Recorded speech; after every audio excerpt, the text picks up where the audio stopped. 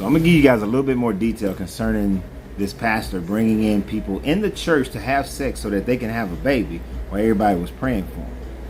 Now, I got a couple of comments. I can only put one up here because I ain't figured out how to do more. But it says another one of your theories.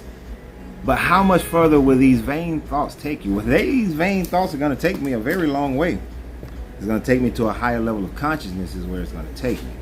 Now, this person is asking, that is saying that this is a theory. Well, it will be a theory if you only looked at it from the perspective of the European culture and how they say that they drank honeyed mead during that first month of being married. But if you truly did some more research, to which most people will not do, then you will come to an understanding of this. Is that Ishtar, you go back to the Sumerian time frame, Ishtar was known as the goddess of fertility.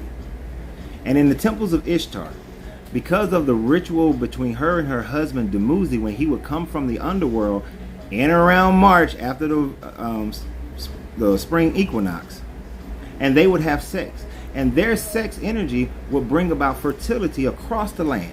Now some of you would say that, well, that sounds like Persephone in Hades. Yes, that's where the Greeks get the story from.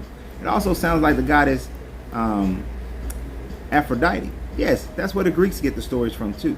So the practice was that they would have sex in the holiest of holies. Priests and priestesses would participate in this initially, to have sex in the holiest of holies to bring about fertility across the land, having birth of the land, renewal of the land.